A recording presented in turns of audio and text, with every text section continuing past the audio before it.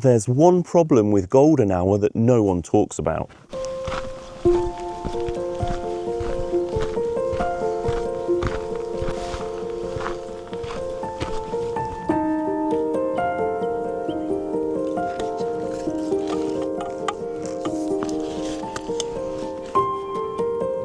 Unfortunately, I forgot my lens hood, so I'm going to have to try and shield some of that lens flare from that sun up there to try and get the shot at the same time as doing it with a 2-second timer.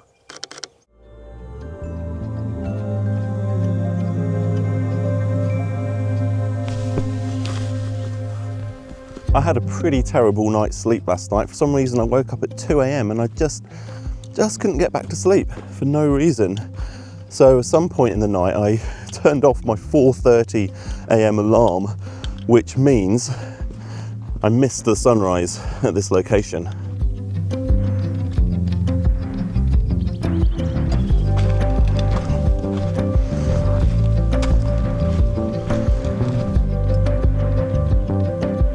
Just on my way down to the river, and it looks like there's a little bit of a rocky outcropping here. It's a little bit cluttered, but I think this location is going to serve more intimate kind of portraits of the landscape.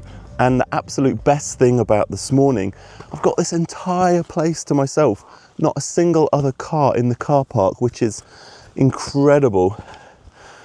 All right, let's find our way down because there's some really nice light hitting the banks of the river and I don't want to miss it. I can hear running water now. So beautiful. I guess we're the wildlife being recorded. Not sure. Hopefully do something here as long as I can get upriver a little bit. So we're definitely going to be in for what I would say is probably some more intimate kinds of shots down here because we don't really have, it's not really open enough to get the full sweep of the river, at least from this particular spot. Maybe we'll be lucky in a minute. And I've noticed a nice little rock sticking out of the water with some nice texture on. I'm just basically looking out, I don't trip over, looking out for a little bit of foreground interest, some texture or something just to give the scene a bit of interest. Of course, I want to be careful of snakes. Probably just go handheld for this. There's an absolutely beautiful part of the river here, and I'm just waiting for that light to come out, which it's just doing. I might even just go handheld because I don't want to miss that light.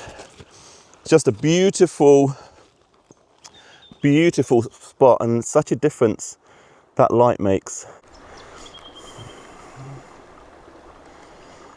Let's see if there's a composition over here that doesn't involve me getting wet boots. So I'm just coming really close down here. I want to emphasize some of this foreground rock. Maybe even get lower. I should probably be using a tripod. It's just very cluttered and chaotic here. 24 hours. Right, let's take a little seat for this next shot. I kind of feel like I'm more taking snapshots at the minute, but I'm just loving being out at this location.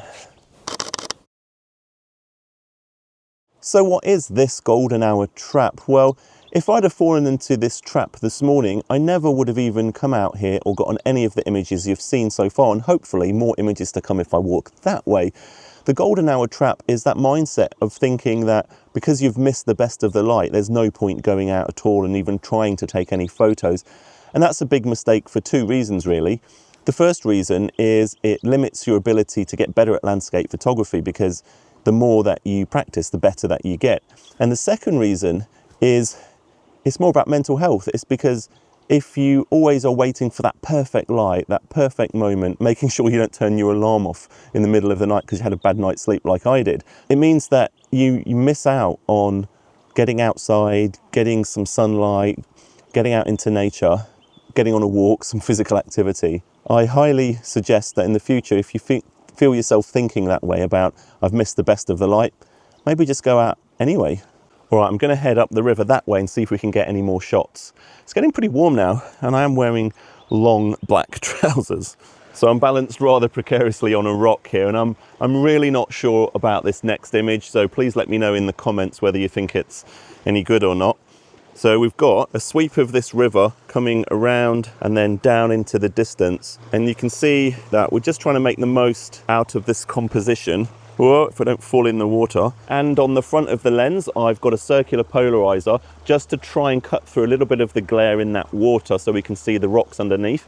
And also a 10-stop ND filter, just so I can try and create a little bit of movement.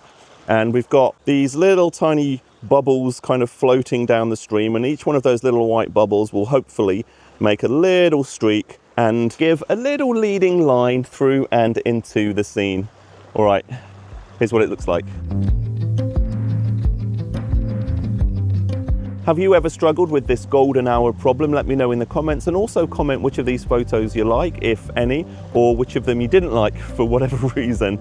Check out this video next. I'm Jason Roberts. Please subscribe, and hopefully I'll see you in the next one. Bye.